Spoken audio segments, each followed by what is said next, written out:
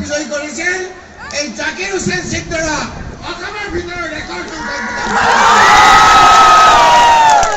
যাৰ কাৰণ হ'ল এই প্ৰশ্ন উত্তৰ নিজৰ সমষ্টিৰ প্ৰতি ভাল পোৱা সকলো জাতি জনগোষ্ঠীৰ প্ৰতি আন্তৰিকতাই আজি জাকিৰ হুছেইন সিকদাৰ ডাঙৰীয়াৰ মৰমক নেওচিব নোৱাৰি কংগ্ৰেছ দলৰ পাৰ্টি হিচাপে হাজাৰ হাজাৰ আজি ইয়াত মই ক'বলৈ কৈছো হিমন্ত বিশ্ব শৰ্মাক যে আপোনাৰ অত্যাচাৰ সহিব নোৱাৰি জাতি ধৰ্ম বৰ্ণ ভাষা নিৰ্বিশেষে আজি হাজাৰ হাজাৰ নহয় আজি লাখ মানুহ ইয়াত আহি উপস্থিত হৈছে মই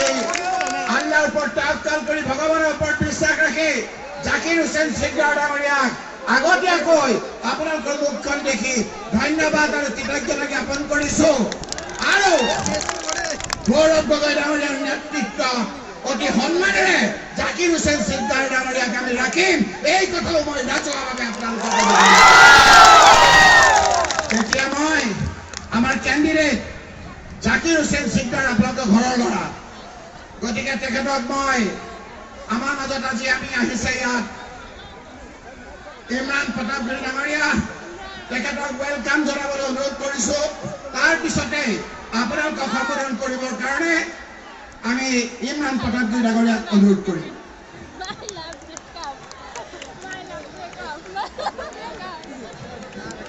ধন্যবাদ ৰকিবুল হুছেইন ছাৰ মঞ্চত উপস্থিত থকা অতিথিসকলক সকলোকে সম্বৰ্ধনা জনাব লাগে আজি আমাৰ মঞ্চত উপস্থিত থকা আজিৰ এই নিৰ্বাচনী জনসভাৰ মুখ্য অতিথি ইমৰান প্ৰতাপগিৰি ডাঙৰীয়া মাননীয় সাংসদ যিজনে ৰাজ্যসভাত নৰেন্দ্ৰ মোদীৰ চকুত চকুতৈ যিখিনি কথা কয় নৰেন্দ্ৰ মোদীৰ বুকু কঁপি যায় আমাৰ মাজত উপস্থিত থকা ধুবুৰীৰ মাননীয় সাংসদ অসম প্ৰদেশ কংগ্ৰেছ কমিটিৰ জ্যেষ্ঠ নেতা ৰকিবুল হুছেইন ডাঙৰীয়া আমাৰ মাজত উপস্থিত থকা ৰাইজৰ দলৰ নেতা প্ৰাক্তন বিধায়ক আলী হুছেইন ডাঙৰীয়া আমাৰ মাজত দুইবাৰকৈ ইউডিএফৰ পৰা বিধায়ক নিৰ্বাচিত হৈ ইউডিএফৰ বিভিন্ন কূট কৌশলত তেখেতে বিশ্বাসী নহয় ইউডিএফ যে বিজেপিৰ বি টিম সেই কথা জানি আমাৰ কংগ্ৰেছ দলত যোগদান কৰা ভৱানীপুৰৰ প্ৰাক্তন বিধায়ক আবুল কালাম আজাদ ডাঙৰীয়া আমাৰ মাজত উপস্থিত থকা